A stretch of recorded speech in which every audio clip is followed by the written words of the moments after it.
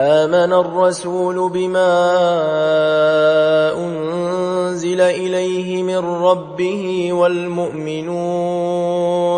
كل آمن بالله وملائكته وكتبه ورسله لا نفرق بين أحد من رسله وقالوا سمعنا وأطعنا غفرانك ربنا وإليك المصير